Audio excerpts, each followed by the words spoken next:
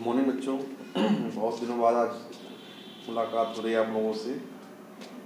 बीच में एक्चुअली कुछ पेपर्स हो गए थे नीट जेई के, तो उसमें सब बिजी थे और अब सोच रहे हैं कि भाई तो जो हम लोग शूट करते थे उसको आगे कंटिन्यूएशन में करते हुए, तो जो जहाँ पे टॉपिक था हमारा भाई हम लोग करंट इलेक्ट्रिसिटी पे थे।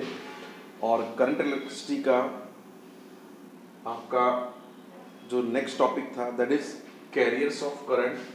Okay, so actually there are different types of metals which they have different carriers, like in solid, in gases, in liquid, in vacuums. The charge carriers are different, so that we can study who and how they will carry the current. Okay, now in solid material we know that there are in solid you can say that the free electrons, okay, free electrons are the responsible for current flowing. In solid, free electrons are responsible for flowing of current.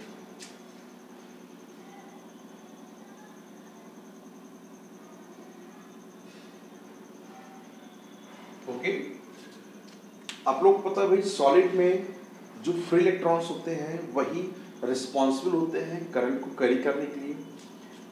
उसके अलावा आप देखोगे जैसे कि semi solid semiconductors हैं, इनमें जो कि एन टाइप सेमीकंडक्टर्स में आपके जो होल्स फ्री इलेक्ट्रॉन्स होते हैं that is the majority charge carriers, while in P type semiconductor the holes or positive charge are the majority charge carriers. Okay, now the in second type of material like liquid,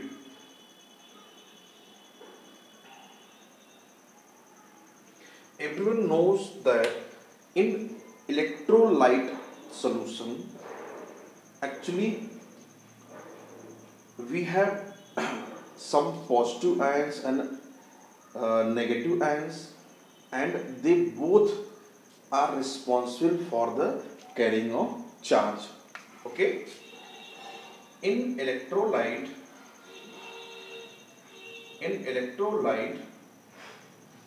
solution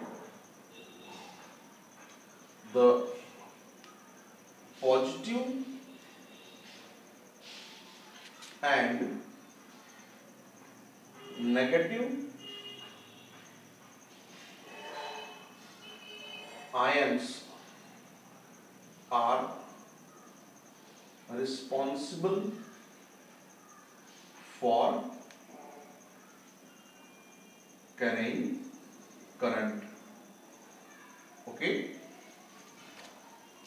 in liquid electron and proton, positive ion and negative ion both are responsible for the carrying of current, while in gases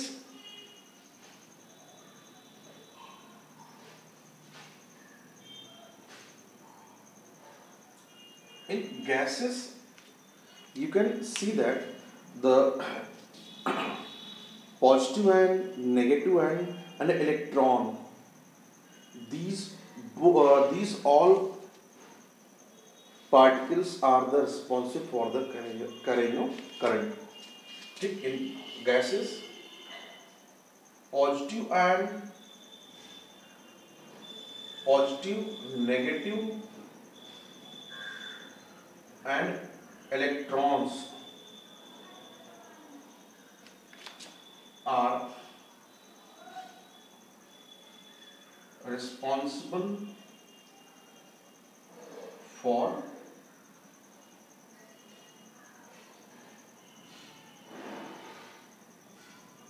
current flow.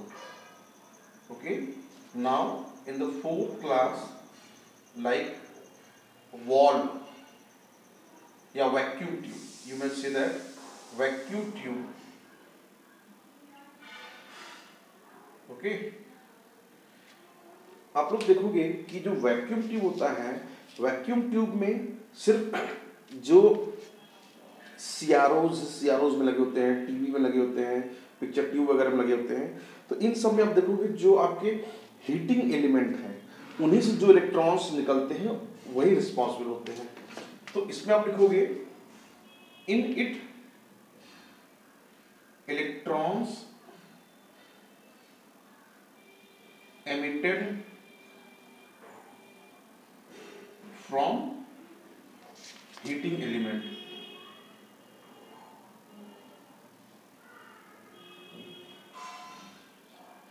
Okay, तो इनमें से जो vacuum tubes में है, इनमें क्या होता है आपका जो पिक्चर ट्यूब है या सीआरओ है, सीआरटी है, इस सब में आप देखोगे ना कि वहां पे जो है हीटिंग एलिमेंट, ठीक, उनसे जो इलेक्ट्रॉन्स निकलते हैं वही रिस्पॉन्सिबल होते हैं करंट को कैरी करने के लिए। ओके, चलो बेटा इन सबको आप लिख लो भाई, इसको नोट कर लो आप।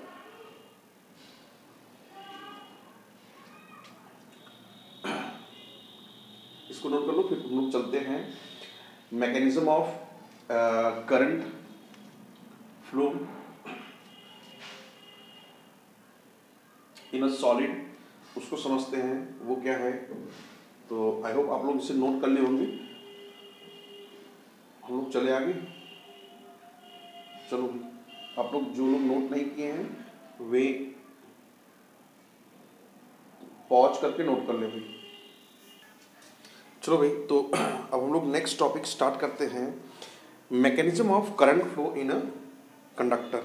ठीक, कि करंट किस तरीके से फ्लो करता है। आप देखोगे भाई, जैसे आप एक कंडक्टर की बात करो तो कंडक्टर में देखो क्या होता क्या है कि एक्चुअली में अगर सपोज करो कि मैं एक कंडक्टर ले लूँ, सपोज करो भाई आप मान लो कि यही एक कंडक्टर है। ओके, अब आपको पता है कि किसी भी कंडक्टर में जो इलेक्ट्रॉन्स होते हैं, इलेक्ट्रॉन्स का ऑर्डर अप्रॉक्सीमेटली 10⁻28 के ऑर्डर का होता है। ठीक है, इलेक्ट्रॉन का जो डेंसिटी होता है किसी भी कंडक्टर में अप्रॉक्सीमेट 10⁻28 के ऑर्डर का होगा पर मीटर क्यूब। ठीक, अब सपोज करो कि अगर आप जब तक कि उसमें कोई, अब चूंकि ये सारे फ्री इलेक्ट्रॉन्स हैं, अब आप देखोगे कि अगर ये फ्री इलेक्ट्रॉन्स हैं तो ये भाई क्या करेंगे, आपके इनमें जो इलेक्ट्रॉन्स फ्री स्टेट में हैं उनका मोशन रैंडम डायरेक्शन में किसी भी तरफ होगा।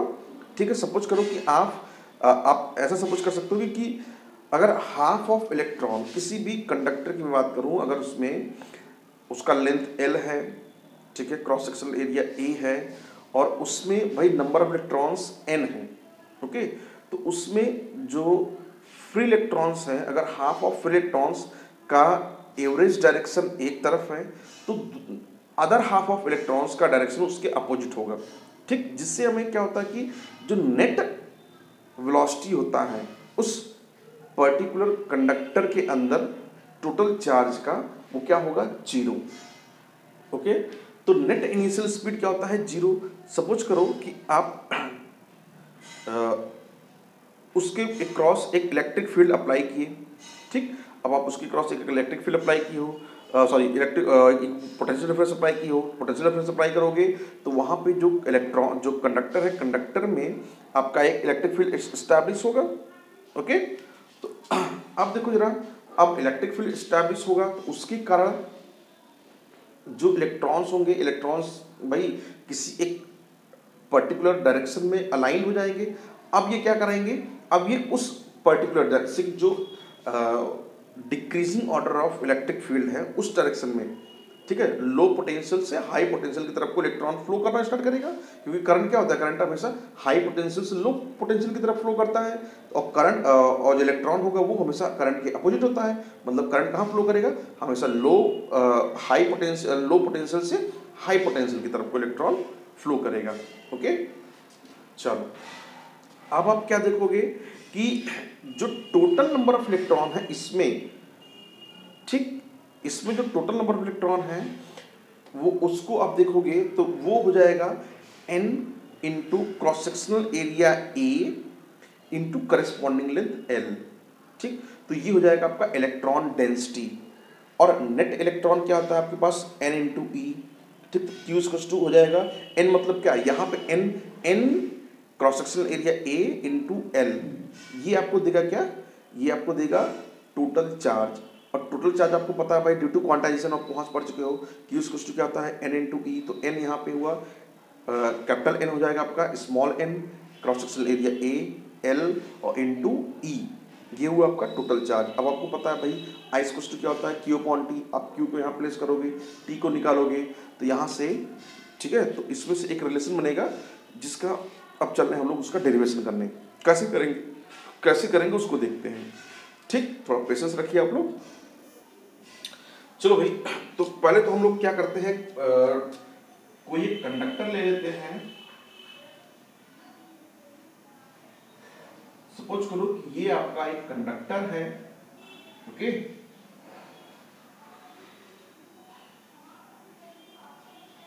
अब आप देखोगे इसमें फ्री इलेक्ट्रॉन्स बहुत सारे हैं, ऐसे आपको बताया गया डेंसिटी कितनी होती है 10 टू द पावर 28 की ऑर्डर का, ठीक है, ये आपको बताया गया है। अगर मैं मान लूं कि इसका क्रॉस सेक्शनल एरिया है A, ठीक, लेंथ इसका मैं मान लूं इस कंडक्टर का है L, ठीक, बहुत अच्छा बात। इसमें N को मैं मान लूं इलेक्ट्रॉन डेंसिटी, ठीक है, N हमारे पास क्या है number of electron per unit volume, ठीक। तो ये अब क्या हो जाएगा, अब मैं क्या कर रहा हूं कि भाई अगर इनिशियली आप देखो, इनिशियली अगर इसमें कोई भी जो है पोटेंशियल डिफरेंस सप्लाई नहीं किया गया, उस केस में आप क्या देखोगे कि ये जो इलेक्ट्रॉन्स ये रैंडमली मूव करेंगे एक तरफ से दूसरी तरफ, ठीक। एक इलेक्ट्रॉन मूव करेगा किसी एक पर्टिकुलर डायरेक्शन में, दूसरा उससे कहीं न कहीं किसी न किसी तरीके से भाई कोलाइड कराएगा, कोलाइड कराएगा, जैसे एक्सीलरेट करेगा, कोलाइड एक्सीलरेट करेगा भाई, कुछ एक्सेलरेशन जो है एक्वायर किया, फिर तुरंत उसके अपोजिट डायरेक्शन में कुछ न कुछ किसी से कोलाइड कराएगा, फिर उसकी जो टोटल एनर्जी होगी वो जीरो हो जाएगी। इस तरीके से आप देखोगे कि ये जो प्रोसेस होगा ये चलता रहेगा कंटिन्यूस। और नेट जो स्पीड होगी इसकी एवरेज स्पीड, एवरेज वेलोसिटी वो जीरो हो जाएगी, ठीक। तो अगर मैं बात करूं कि नेट वेलोसिटी की, ठीक है, तो एवरेज वेलोसिटी हमारे पास हो जाएगा, इसको लिख लो जरा कि जो एवरेज वेलोसिटी होगा इनिशियल एवरेज वेलोसिटी, ठीक है। अगर मैं मान ऐसा लिखो आप पहले, let n number of electron have velocities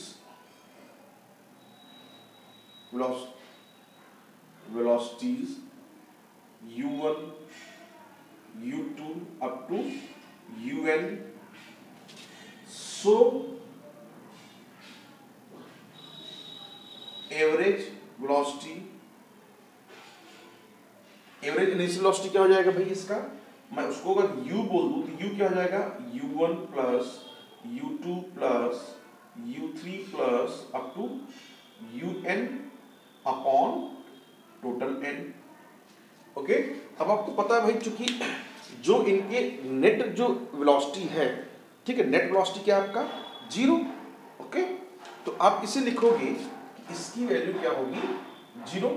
क्यों जीरो होगी, क्योंकि ये क्या कर रहे हैं भाई एक दूसरे से कोलाइड हो रहा है, कोलाइड होने के बाद कहीं ना कहीं जाकर के वो जो है रेस्ट को आ जा रहे हैं, ठीक है। अब सपोज करो कि इनके करस्पॉन्डिंग अगर मैं यहाँ पे एक इलेक्ट्रिक फील्ड लगा दिया E, ठीक है भाई। अब आप देखोगे, अब जैसे अगर मैं यहाँ पे एक इलेक्ट्रिक फील्ड लगाऊं, ठीक, इसको मैं बायस्ड करूं, तो बायस करने में मतलब भाई एक इलेक्ट्रिक फील्ड अगर मैं पोटेंशियल डिफरेंस यहाँ अप्लाई कर रहा हूँ, ठीक है, तो ये पॉजिटिव टर्मिनल ये नेगेटिव टर्मिनल, ये आपने V वोल्टेज यहाँ अप्लाई किया। अब V वोल्टेज यहाँ अप्लाई करोगे तो जाहिर सी बात है भाई यहाँ क्या होगा, एक इलेक्ट्रिक फील्ड एस्टैब्लिश होगा। सपोज करो ये इलेक्ट्रिक फील्ड एस्टैब्लिश हुआ, करंट आपका ऐसे फ्लो किया। ओके ठीक है भाई। अब मैं यहाँ पे भाई ये इलेक्ट्रिक फील्ड यहाँ पे स्टैब्लिश हुआ। अब आप देखोगे कि इलेक्ट्रॉन्स क्या हो रहे हैं, अब ये इलेक्ट्रॉन्स रैंडमली मूव नहीं करेंगे, ध्यान दो। अब ये इलेक्ट्रॉन्स क्या करेंगे, एक जब ये भाई बायस्ड हो गया, पोटेंशियल डिफरेंस यहाँ लग गया, अब क्या होगा कि इलेक्ट्रॉन्स क्या हो जाएंगे, इस डायरेक्शन को ऐसा मूव करेंगे, क्योंकि करंट आपका ऐसे फ्लो किया। ओके तो इलेक्ट्रॉन्स क्या कराएंगे, यहाँ से ऐसे मूव किए। ठीक, आप देख रहे हो इलेक्ट्रिक फील्ड ऐसे लगा हुआ है, तो यहाँ से क्या हो जाएगा, एक इलेक्ट्रिक फील्ड जो है सॉरी हर इलेक्ट्रॉन्स पे, चूंकि इलेक्ट्रॉन्स क्या आपके इलेक्ट्रिक फील्ड में प्रेजेंट है, तो इन पे भी एक फोर्स लगेगा। ठीक, और वो फोर्स कहाँ लगेगा, उसका डायरेक्शन कहाँ होगा, इस इलेक्ट्रिक फील्ड के अपोजिट डायरेक्शन में। तो आप देखोगे कि उसके कारण जो एक्सेलरेशन मिलेगा इनको, ठीक है, उसके कारण से आप देखोगे कि इस इलेक्ट्रॉन पे, हर इलेक्ट्रॉन पे जो फोर्स का अमाउंट होगा वो माइनस ई इंटू ई हो जाएगा। ये माइनस इसलिए, ये माइनस फोर्स में इसलिए लगाया माइनस डायरेक्शन, ताकि क्योंकि इसका डायरेक्शन इलेक्ट्रिक फील्ड के अपोजिट डायरेक्शन में है। ठीक, अब आप देखोगे कि इसका चूंकि एफ इक्वल टू क्या है, एम इंटू ए, ठीक है, तो यहाँ से आपको ए इक्वल टू क्या मिल जाएगा, माइनस ई अपॉन एम। ठीक, इक्वेशन नंबर 1। यहाँ से आपके पास एक एक्सेलरेशन मिल जाएगा हर एक इलेक्ट्रॉन पे जो लग रहा है minus e capital E upon m. Okay, अब इसके बाद आप क्या देखोगे कि ये इलेक्ट्रॉन चूंकि सब पे एक एक्सेलरेशन लगने लगा है हर इलेक्ट्रॉन पे। अब इनके पास मैं इंडिविजुअल की वही मान लो कुछ टाइम के बाद इनकी स्पीड जो है, इनकी वेलोसिटी v1 एक्वायर की, तो then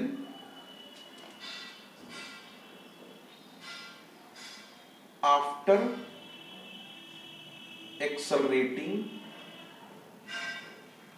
the electron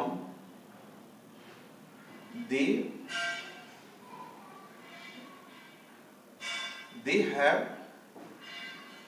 velocities v1 v2 up to vn। Okay, तो अब मैं अगर v1 v2 vn की बात करूं, यहाँ पे v1 क्या आ जाएगा आपके पास भाई, u1 प्लस a टाउ। ठीक, चूंकि a सब पे सेम है तो a टाउ 1 ले लो। v2 क्या हो जाएगा, u2 प्लस a टाउ 2। ठीक, इस तरीके से सिमिलरली अगर मैं बात करूं कि nth इलेक्ट्रॉन की, तो वो कितना हो जाएगा, वो आपका हो जाएगा, या मैं यहां लिख दे रहा हूं, ये आपका हो जाएगा vn equals to un plus a tau n। Okay, अब अगर मैं इन सब का v1 v2 v3 up to vn का, इन सब का क्या करूं, अगर मैं एवरेज वेलोसिटी लूं, ओके, तो आप देखोगे कि यहाँ पे जो एवरेज वेलोसिटी होगी उसकी वैल्यू कितनी जाएगी, वेक्टर v या एवरेज वेलोसिटी क्या हो जाएगा इस टाइम,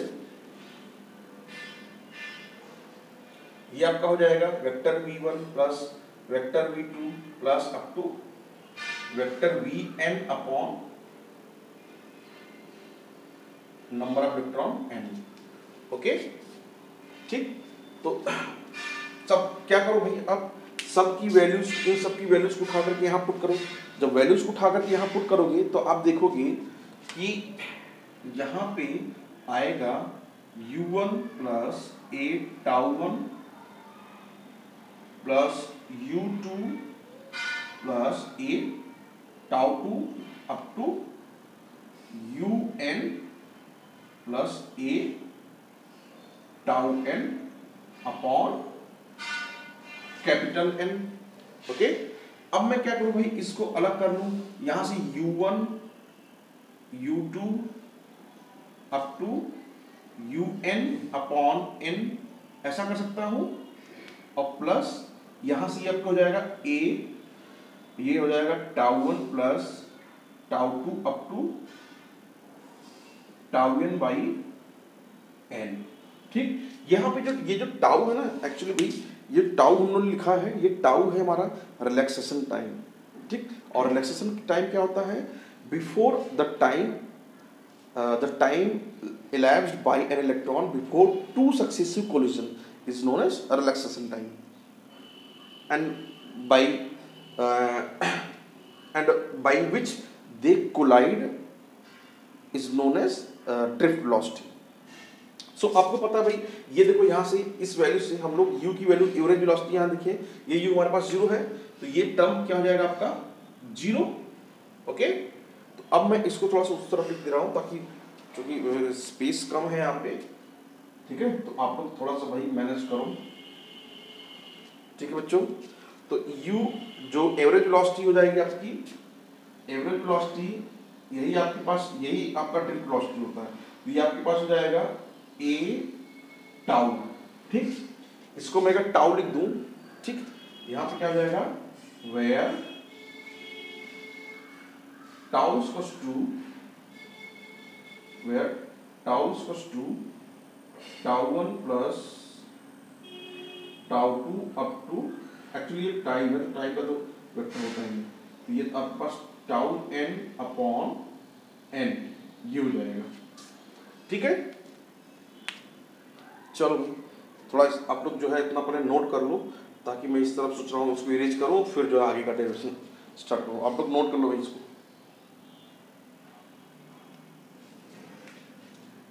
हो गया, या ऐसा करो कि आप लोग जो है ना ये वीडियो पॉज करके नोट कर लो ना. यहाँ एक की वैल्यू उठा करके मैं वहां रख दूं, ये मेरे पास क्या मिल जाएगा ड्रिफ्ट वेलोसिटी में, ये आपका हो जाएगा minus e capital E upon m into tau. Okay, ये भी मिल जाएगा आपका, नोट करो भाई. ये इधर का इरेज कर दो क्या आप लोग, भाई देखिए मैं इसे इरेज कर दे रहा हूं उस तरफ, तो उसके बाद यहां पे कंटिन्यू कर रहा हूं ना.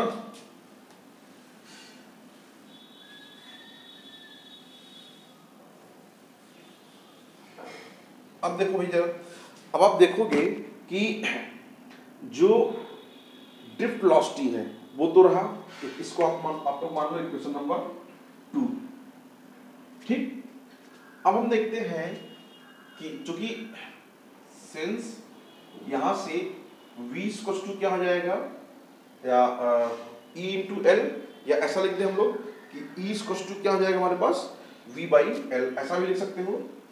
यहाँ पे लिख लो आप e equals to v by l, कहाँ पे, यहाँ पे, क्योंकि यहाँ पे भाई हमने पोटेंशियल डिफरेंस v लगाया, लेंथ इसका क्या है l, तो इस कंडक्टर के क्रॉस जो इलेक्ट्रिक फील्ड होगा दैट इज वोल्ट, जो पोटेंशियल डिफरेंस है उतना पर यूनिट लेंथ. ओके, ठीक. अब थोड़ा सा हम देखते हैं, now total charge density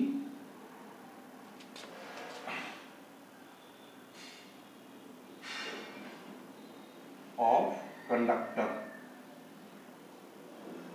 conductor का टोटल चार्ज डेंसिटी कितना हो जाएगा, क्योंकि हमारे पास n इलेक्ट्रॉन्स है, इलेक्ट्रॉन पॉइंट वॉल्यूम, तो यहाँ पे ये कितना कितना हो जाएगा, कैपिटल Q स्पष्ट हो जाएगा n into cross sectional area A into L, ये पूरा n इंटू वॉल्यूम, ये क्या है हमारे पास चार्ज पर यूनिट वॉल्यूम, तो चार्ज इंटू कितना वॉल्यूम है इसका, cross sectional area A into volume length L, तो ये हो जाएगा हमारे पास, और ये तो हुआ नंबर ऑफ इलेक्ट्रॉन्स, और इतना इंटू E.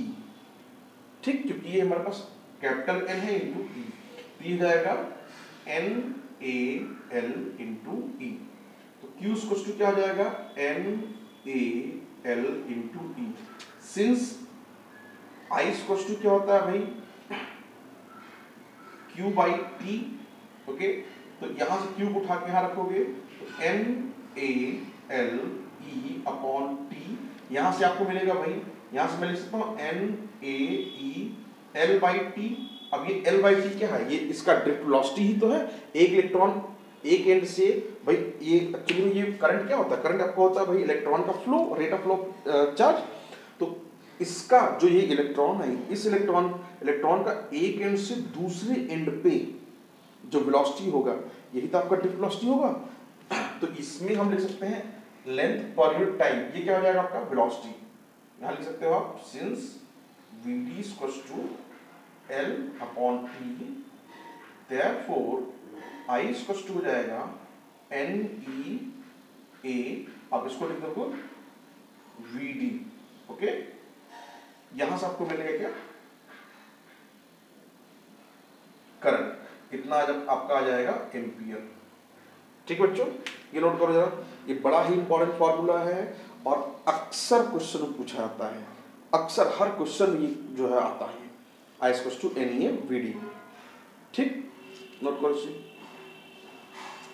अब आप यहां से चाहो तो करंट डेंसिटी निकाल सकते हो। करंट डेंसिटी क्या है भाई, J equals to I by A। ठीक, एक यहां भेज दोगे तो ये हो जाएगा NE VD, तो J इक्वल्स टू आपका हो जाएगा NE VD। यहां ये VD क्या है, VD आपका ड्रिफ्ट वेलोसिटी है और इसका यूनिट क्या होता है एम्पियर पर मीटर स्क्वायर। ठीक, करंट डेंसिटी क्या होता है भाई I upon N ampere per metre square. तो J को आप ये भी लिख सकते हो NE VD। ओके, अब देखो भाई, अब आपको पता है कि VD, ये VD है। ठीक, इस VD की जगह पे हम लोग ये भी लिख सकते हैं। ठीक है, तो वहां से आप इसको लिखो, उस पॉइंट से यहां पे आप लिख सकते हो सिंस VD इक्वल्स टू, वहां से देखो E, मैं इसका मैग्नीट्यूड ले रहा हूं, डायरेक्शन नहीं ले रहा हूं, E small E capital E into tau upon M। ठीक, अब मैं टाउ को क्या करूं, E क्या है हमारे पास, E equals to V upon L है, V अपॉन L को यहां पुट करूं तो ये हमारे पास हो जाएगा E V tau upon M into L। Okay, देख लो भाई, अब आपको पता है कि यहां से VD इक्वल्स टू क्या हुआ E V tau upon M into L ना।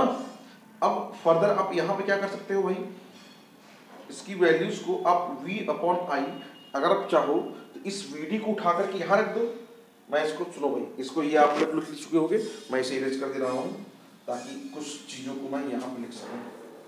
ठीक है, तो ये स्पेस मिला हमारे पास नया।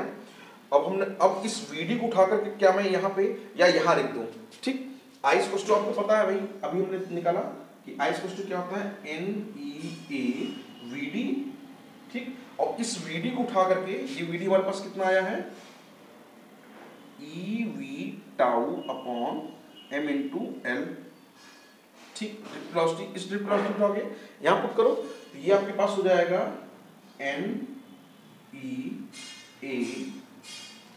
NEA, ये आपका E और आ जाएगा यहाँ पे E V, ये V वोल्टेज है, ध्यान देना, ये VD आपका ड्रिफ्ट वेलोसिटी है और ये भी आपका क्या है, ये V, ये आपका वोल्टेज है, voltage tau upon M into L। Okay, अब आपको पता है, इसको लिख लो भाई V अपॉन I, यहाँ से पहले तो मैं ये लिख लूँ NE स्क्वायर, E मिलके E square, NE square A tau V upon M into L।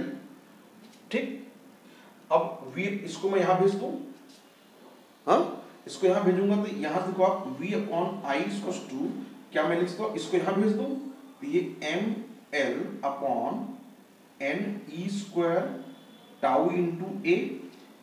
Okay, अब जरा देखो भाई, यहां से V अपॉन I, ये क्या होता है आपका इस कंडक्टर का रेजिस्टेंस, इसको हम लोग कांस्टेंट मानते थे ओम्स लॉ में। ठीक, तो आप फर्दर इसको लिख सकते हो, मैं इसको इस तरफ लिख दे रहा हूँ भाई, ये आप लिख चुके होंगे आप, मैं इधर लिख दूं ताकि कंफ्यूजन ना हो।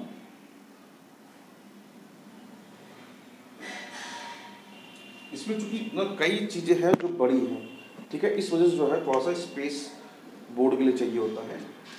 तो आप यहां से देखोगे कि V, since V upon I equals to क्या होता है आपके पास R, तो R इक्वल्स टू कितना होता है ML upon NE square tau into A. और आपको पता है आर इक्वल टू क्या होता है, rho into L upon A. आप वहां से रख सकते हो, since R equal to rho into L upon A. इसको कंपेयर करो, यहाँ पर rho L upon A equal to M upon N E square tau into L upon A. Okay, तो क्या मैं एल अपॉन ए को कैंसिल करा के रो की वैल्यू निकाल सकता हूं। तो रो क्या हो गया मेरे पास, एम एन ई स्क्वायर टाउ। ठीक, देख लो भाई, रो क्या आता है हमारे पास, ओम मीटर में आता है। तो ये रो क्या हुआ आपका, ये रो एक्चुअली में रेजिस्टिविटी हो गई इस कंडक्टर की। ठीक है, यहां से रो आपका क्या हो गया, resistivity of conductor. Okay, note कर लो भाई, यहीं से आप रेजिस्टिविटी के साथ साथ आप इसका कंडक्टिविटी भी फाइंड कर सकते हो। कंडक्टिविटी क्या हो जाएगा इसका, जस्ट उल्टा, सिग्मा इक्वल टू क्या हो जाएगा, 1 अपॉन रो, और ये हो जाएगा एन ई स्क्वायर टाउ अपॉन एम। ये क्या होता है, सिग्मा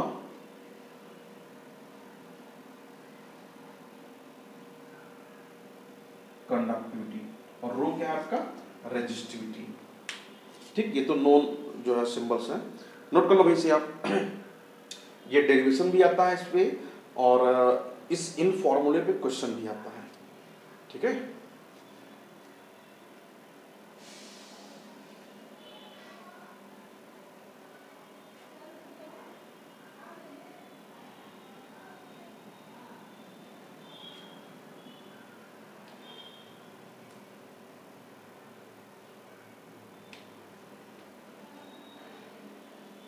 ठीक है भाई, ये हो गया, नोट कर लो इसे आप लोग।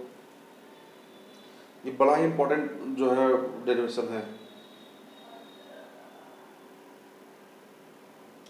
देखिए अब जो है कई बार इरेज करना पड़ा, ये सेकंड बार इरेज करके पूरा हुआ है। एक बार पूरा बोर्ड भर गया, फिर से दोबारा बोर्ड भर गया। चलो, तो आई होप आप लोग जो है इसे नोट कर चुके होंगे। इसके आगे हम लोग चलते हैं मोबिलिटी। ठीक है, एक टर्म आता है मोबिलिटी ना, मोबिलिटी एक्चुअली मोबिलिटी जो होता है ना, अच्छा इसको नोट करो, फिर मैं उसको जो है बताता हूँ। पहले एक काम कर लो भाई, एक काम करो फिर दूसरा काम शुरू करते हैं।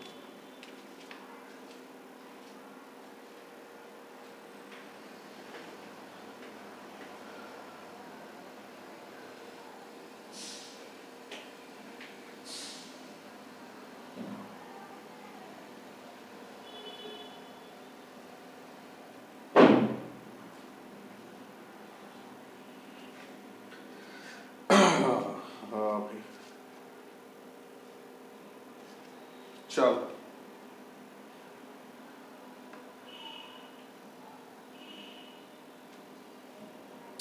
ये हो गया। चलो इसी में मोबिलिटी का भी टर्म हम लोग लिख लेते हैं ना, शुरू करें भाई। चलो, अच्छा ये लिख चुके हो आप लोग, लिख चुके होंगे आई होप। मैं इसे इरेज कर दे रहा हूं। ठीक है, चलो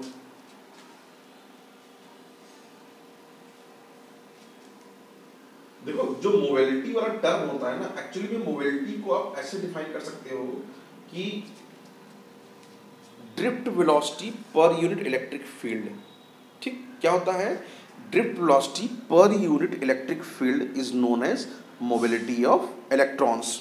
और एक बात याद रखना आप लोग, जो इलेक्ट्रॉन होता है, इलेक्ट्रॉन की मोबिलिटी प्रोटॉन से ज़्यादा होती है। ठीक है, mobility of electron is more as compare to mobility of proton. ठीक, तो मोबिलिटी लिखो जरा। नेक्स्ट हेडिंग है आपका मोबिलिटी। एक्चुअली वो भी ये सब कुछ इसी का ही पार्ट है। ठीक है, इसी का ही पार्ट है, बस थोड़े से जो है अलग अलग टॉपिक बना दिया, कुछ है नहीं है इसमें। मोबिलिटी क्या है आपका, ratio of drift velocity to the applied electric field. Okay, लिखो, it is the ratio of drift velocity to the applied electric field, okay, denoted by mu.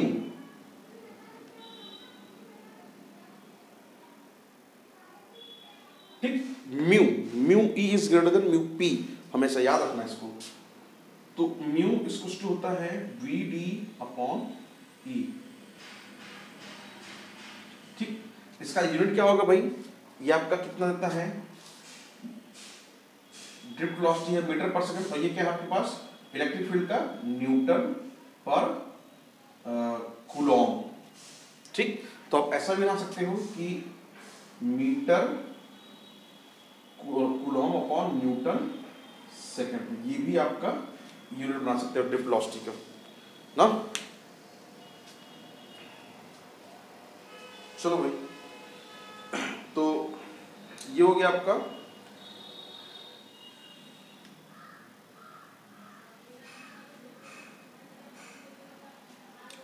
अब आप यहीं से ही आप वीडी की वैल्यू को, वीडी क्या था भाई, यहाँ पे आपके पास कुछ वीडी था ना, वीडी आपका ये है, आप वीडी को उठा करके वहां पुट करोगे तो ये आपके पास म्यू हो जाएगा E tau upon M into ई, ये कैंसिल, यहाँ पे ई टाउ अपॉन एम, तो म्यू हो जाएगा ई टाउ अपॉन एम। ठीक है, ये ड्रिफ्ट वेलोसिटी, ये मोबिलिटी हो जाएगी। अब ध्यान दो, अब अगर मैं यहाँ पे इलेक्ट्रॉन की बात करूंगा तो चूंकि इलेक्ट्रॉन पे चार्ज आपका क्या होता है हमेशा भाई, चार्ज इलेक्ट्रॉन और प्रोटॉन दोनों पे सेम होता है। मास ऑफ प्रोटॉन आपको पता है कि म्यू ई टू क्या हो जाएगा, E tau upon mass of electron, okay, और म्यू पी क्या हो जाएगा आपके पास, E tau upon mass of proton. ठीक है, अब आपको पता होना चाहिए कि mass of proton is greater than mass of electron, that's why mobility of proton, as mass of proton is greater, so mobility of proton is smaller, mass of electron is smaller, mobility of electron is greater, that's why mobility of electron is greater। ठीक, इस तरीके से आप यहाँ पे इसको, तो यहाँ से देख सकते हो आप हमेशा कि mobility of electron is always greater than mobility of proton. ये आपके नीट के ऑप्शनल में पूछे जाते हैं, याद रखिएगा। ठीक है, नोट कर लो भाई से।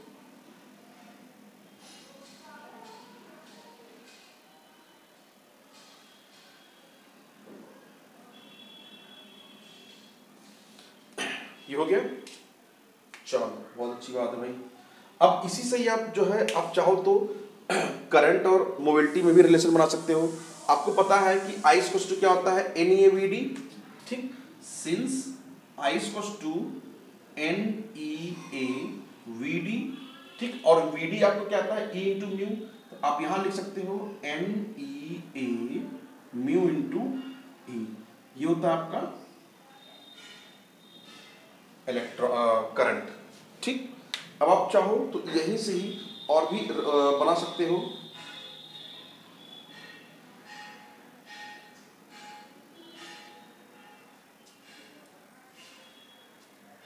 ठीक है,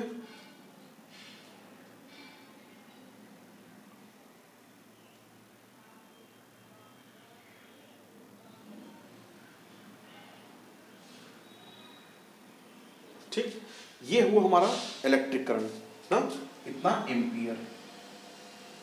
अब जरा ध्यान दो, इधर मैं इरेज कर दूं इसको। ठीक है, इस तरफ है, मैं इसको इरेज कर दे रहा हूं, और इरेज करने के बाद थोड़ा सा और इसी को आगे कंटिन्यू करने पे लिख रहा हूं, तो ये हमारे पास मिल जाएगा आपको। जैसे कि देखो, ये आपका क्या है, इलेक्ट्रिक करंट, ये करंट आपका है भाई किसी भी कंडक्टर में। ठीक, अगर मैं बात करूं कि सेमीकंडक्टर में, तो चूंकि सेमीकंडक्टर में भाई इलेक्ट्रॉन और होल इन दोनों के कारण करंट फ्लो करता है, तो यहाँ पे ये तो हमारे पास हो गया फॉर कंडक्टर इन सेमीकंडक्टर, ऐसा लिखो आप, इन सेमीकंडक्टर यहाँ पे करंट किसकी वजह से फ्लो करेगा, यहाँ पे इलेक्ट्रॉन और होल दोनों, तो यहाँ पे ई ए और ई, यहाँ देखो जरा, ई चार्ज तो के दोनों पे वही चार्ज अमाउंट से होता है, तो ई ए और ये इलेक्ट्रिक फील्ड ई ये कॉमन हो जाएगा। यहाँ पे कितना हो जाएगा, एन मतलब नंबर ऑफ होल और नंबर ऑफ इलेक्ट्रॉन इनटू आपका mu mobility of electron plus ये पी मतलब number of hole into mobility of proton. ठीक, इस तरीके से आपके पास यहाँ पे टोटल करंट मिल जाएगा। ठीक है, किसमें, सेमीकंडक्टर मटेरियल में। ओके, चलो भाई,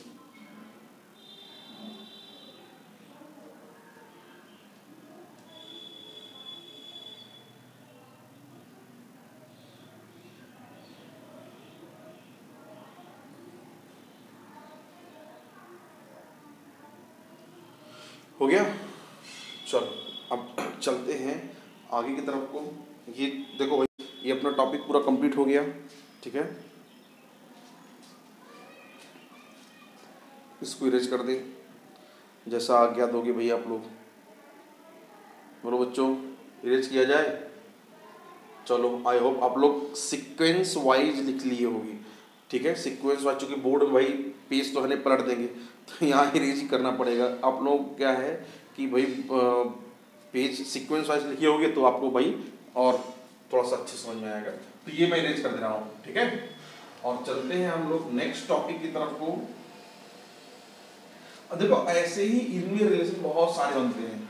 आप जो बेहतर यही होगा कि क्वेश्चन में जो पूछा जाए उसी के अकॉर्डिंग आप डेरिवेशन कर लो। ठीक है, चूंकि आपके पास फॉर्मूले सब हैं, फॉर्मूले लर्न करने पड़ेंगे। ठीक है, अगर आप जो है डेरिवेशन करना सीख जा रहे हो, डेरिवेशन आपको जो है समझ में आ जा रहा है, तो ये बड़ी अच्छी बात है। ठीक है, इससे क्या होगा कि जो टर्म है, छोटे छोटे टर्म है, वो आपको भूलेंगे नहीं ना। चलो, बहुत अच्छी बात है। तो अब हम लोग चलते हैं नेक्स्ट टॉपिक की तरफ को। तो मैं सोच रहा था ना कि अगला टॉपिक शुरू करने के लिए या क्वेश्चन किया जाए। देखो, क्वेश्चन के लिए ना एक्चुअली मैं सोच रहा था कि भाई थोड़ा सा कुछ पहले टॉपिक धीरे धीरे खत्म कर लेते हैं इधर के, तो फिर क्वेश्चन आगे करते हैं। क्वेश्चन करेंगे तो क्वेश्चन का ही पूरा क्वेश्चन का ही वीडियो बनाएंगे ना। तो इस वजह से थोड़ा सा ये मेरा विचार था कि भाई ऐसा ही करें। तो अब मैं सोच रहा हूँ ना कि क्वेश्चन, इसलिए क्वेश्चन का अलग से वीडियो भी बनाऊंगा। और अभी के लिए मैं फिलहाल सोच रहा था कि भाई कुछ जो छोटे छोटे टॉपिक हैं उसको कंप्लीट कर लें। ठीक है, जैसे कि हमारे पास अगला टॉपिक है रजिस्टिविटी का, जो टेम्परेचर के साथ चेंज होता है। ठीक है, कि टेम्परेचर के साथ जो चेंज हो रहा है उसके बीच में क्या रिलेशन बनेगा। तो लिख लो आप, एक टॉपिक छोटा सा है, temperature dependence of resistance and resistivity, ऐसा करके। वो बेसिकली जानते हो एनसीईआरटी में एक छोटा सा टॉपिक है और उस पर बेस्ड कई क्वेश्चन मैं देखा हूँ है, उसको भी कवर कर लूँ, छोड़ू ना। तो लिख लो आप, टेम्परेचर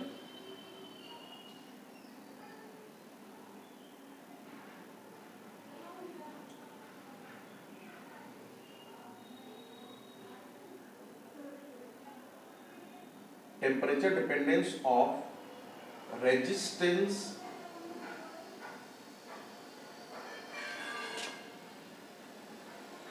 एंड रेजिस्टिविटी। ओके, ये है कुछ नहीं, एक्चुअली में नाम इतना बड़ा सा लिख दिया गया है, बट इसका जो फॉर्मूला है, फॉर्मूले का डेरिवेशन नहीं आएंगे क्योंकि उसका डेरिवेशन का आपसे कोई मतलब नहीं है। बस आपको बस ये जानना है कि रेजिस्टेंस, ये फॉर्मूला क्या है, कॉमन सा फॉर्मूला है। रो अगर मैं रेजिस्टिविटी का टेम्परेचर के साथ चेंज करूँ तो rho t equals to rho naught into 1 + alpha delta t. ठीक, ये है हमारे पास फॉर्मूला, हमारे पास ये है rho t equals to rho naught into 1 + alpha into delta t. ठीक, ये होता है। और इसी की तरह ये रेजिस्टिविटी वाला फॉर्मूला है, इसी की तरह आप लोग जो है रेजिस्टेंस का ही फॉर्मूला निकाल सकते हो, आर टी करके। वहां से r t equals to r naught into 1 + alpha into delta t. Okay, तो आप देखोगे यहाँ पे जो डेल्टा टी है दोनों में, ठीक, ये क्वेश्चन, ये आपका क्वेश्चन नंबर 1 है, ये आपका क्वेश्चन नंबर 2 है। मैं वैल्यूज को सब कुछ इलेबोरेट कर रहा हूँ। रो टी आपका क्या है, resistivity at temperature t. Rho naught क्या है, resistivity at temperature 0 degree centigrade. ठीक है, ये टेम्परेचर आपका कैपिटल टी पे, किसी कैपिटल टी की बात कर रहा हूं यहाँ पे, ये कैपिटल टी लिख लो आप। ठीक है, और ये क्या आपके पास जो है, हाँ ये कैपिटल टी है, ये 0 डिग्री है। सिमिलरली आर टी क्या है, resistivity at temperature capital T, और रो नॉट, आर नॉट क्या है, resistivity at temperature 0 degree centigrade, या यहाँ पे इसको टी डिग्री सेंटीग्रेड लिख लो आपको। ठीक है, ये हुआ। और यहाँ पे अल्फा क्या है, अल्फा आपका है भाई, इसको नोट कर लो,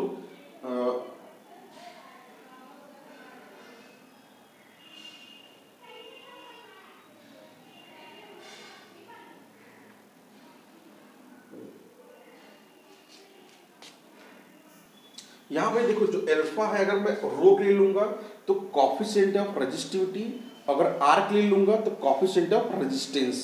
ठीक है, तो ये बेसिकली कॉफिशिएंट है, ऐसा लिख लो आप, कॉफिशिएंट ऑफ रेजिस्टिविटी, ऐसा मटेरियल लिख लो, कॉफिशिएंट ऑफ मटेरियल। ओके, ये अल्फा क्या आपका कॉफिशिएंट ऑफ मटेरियल है। ठीक, ये है। और जो डेल्टा टी है, डेल्टा टी आपका एक्चुअली में टेम्परेचर चेंज। ठीक, इसको यहां लिख लो, delta T equals to change इन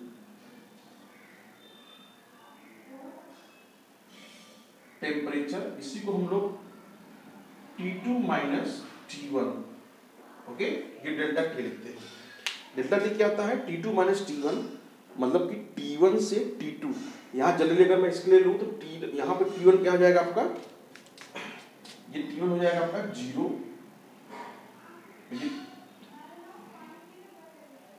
ये T1 मतलब 0 डिग्री सेंटीग्रेड, और T2 मतलब कि ये T2 क्या हो जाएगा एक्चुअली में T डिग्री सेंटीग्रेड। ठीक है, ये सफिक्स है, ये 0 डिग्री सेंटीग्रेड पे और ये T डिग्री सेंटीग्रेड पे, ये आपका टेम्परेचर है। इस तरीके से आप जो है, ये आपके पास बेसिक फार्मूला, इसमें बस कुछ नहीं, फार्मूला बेस्ड क्वेश्चन पूछता है। जो भी पूछेगा आपका जनरली ये निकालने के लिए बोल देता है, T2 निकालने के लिए बोल देगा। ठीक है, T1 देगा, T2 के लिए निकालने के लिए बोल देगा, या T2 दे देगा, T1 निकालने के लिए बोल देगा। ठीक है, इस तरीके से आप फार्मूला बेस्ड क्वेश्चन बनता है इस पे। बस आप फार्मूला अगर लर्न किए रहोगे तो आपको कैलकुलेशन करके आप इजिली कोई भी चीज़ को निकाल लोगे। ठीक, यहाँ से अल्फा के लिए सॉल्व कर सकते हो आप। ठीक है, चलो अब हम लोग चलते हैं नेक्स्ट टॉपिक, जिससे कि हमारे पास है लिमिटेशन ऑफ ओम्स लॉ।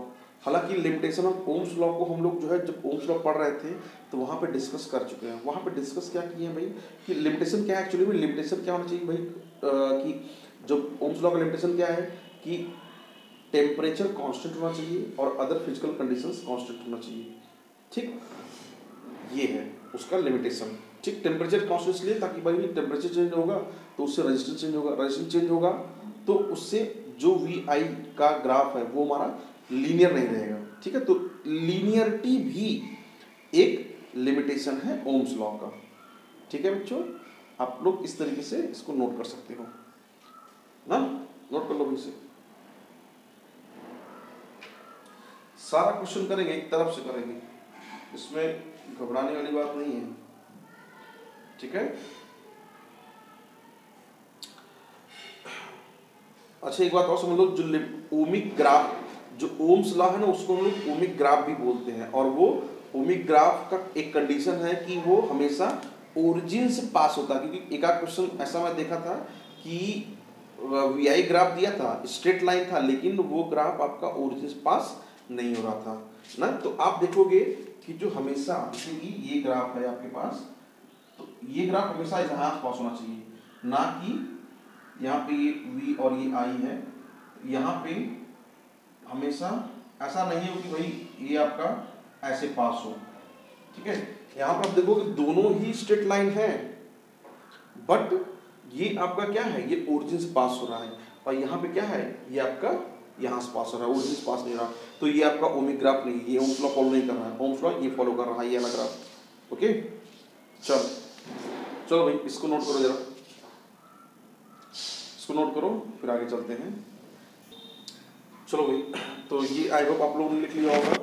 देखो इसके बाद थोड़ा सा हमारे पास लीनियर नॉन लीनियर ग्राफ भी हैं, ठीक। उनके अलावा जैसे कि कुछ टॉपिक है हमारे पास, आप लोग देखे होंगे कि सेमीकंडक्टर के ना एक्चुअली में डायोड वाले फंक्शंस थे आपके, तो मैं सोच रहा हूँ कि भाई जो डायोड वाला टर्म है ना, ये इसको अगले लेक्चर में करेंगे, या फिर जब हम लोग मॉडर्न फिजिक्स पढ़ेंगे तब वहाँ पे करेंगे, ठीक। तो अभी फ़िलहाल हम लोग क्या करते हैं कि हाँ, एक चीज़ और, जो सुपर कंडक्टर का टर्म है, आप जो है हम लोग सुपर कंडक्टर वाला जो टर्म है ना, ये कर चुके हैं, ठीक। तो इसको अब करेंगे नहीं, क्योंकि हम लोग इलेक्ट्रिसिटी में भाई सुपर कंडक्टर को एक्सप्लेन कर चुके हैं। इसमें भी एक टॉपिक था सुपर कंडक्टर का, कोई खास यूज नहीं है फिलहाल हमारे, वो सुपर कंप्यूटर में यूज होते हैं। तो बच्चों इतना ये लेक्चर में ख़त्म कर दे रहा हूँ मैं। इसके बाद जो है हमारा जो नेक्स्ट लेक्चर होगा, वहाँ पे हम सीरीज पैरेलल कॉम्बिनेशन देखेंगे, ठीक। वहाँ पे सीरीज का डेरिवेशन, पैरेलल का डेरिवेशन होता है। हालांकि ये बहुत इजी है, 10th में आप लोगों ने पढ़ चुका है, लेकिन एक बार फिर भी हम लोग जो है स्टार्ट करेंगे और उसको फिनिश करेंगे। ओके, तो आज के लिए इतना है सफिशिएंट। बाकी आप लोग जो है ये पूरा डेरिवेशन अच्छे से अपने दिमाग में रखूँ, इसके बाद हम लोग जो है आगे कार्य करते हैं। ठीक है बच्चों, ओके, गुड बाय। ओके, थोड़ा सा वीडियो को भाई आप लोग जो है लाइक सब्सक्राइब नहीं कर रहे हो तो प्लीज़ लाइक और सब्सक्राइब दोनों करो, ठीक है। अपने बच्चों को, अपने फ्रेंड्स के साथ जो है शेयर्स भी करो भाई ज़्यादा से ज़्यादा। ठीक है बच्चों, ओके, गुड बाय।